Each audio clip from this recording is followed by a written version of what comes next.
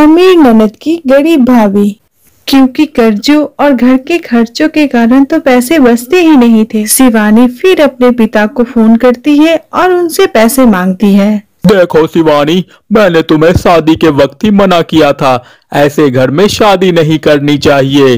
अभिषेक को शर्म आनी चाहिए कि वो ससुराल से पैसे मंगवा रहा है। शिवानी को पिता के बात पर गुस्सा आ जाता है। आप मेरे पिताजी हैं, इसीलिए मैं आपसे मदद की उम्मीद की पापा। अभिषेक को तो पता भी नहीं है कि मैंने आपसे पैसे मांगा है। शिवानी सोचती है कि वो अभिषेक से बात करे, लेकिन फिर उसे लगता है कि वो टेंशन ले लेगा।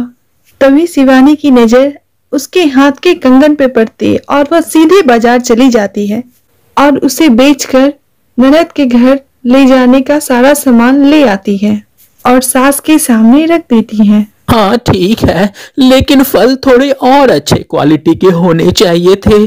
शिवानी कुछ नहीं कहती और वहां से चली जाती है।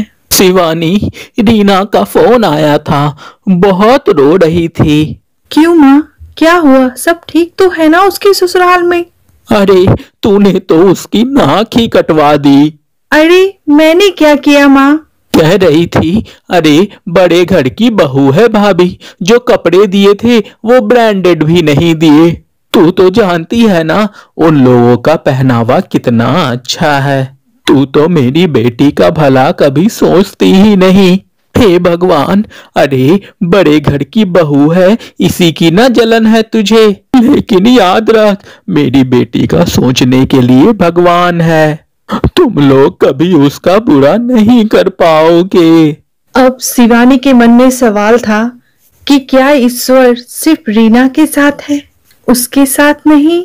लेकिन उसे सुकून था कि वो अभिषेक के साथ उसकी जिम्मेदारियों को निभाने के लिए वो बराबर की हकदार है। शिवानी वहां से चली जाती है। वह सास से कुछ नहीं कहती, क्योंकि अमीर घर की बहू बनकर रीना को भले ही सुकून ना हो, लेकिन गरीब घर की बहू बनकर शिवानी बिल्कुल खुश है।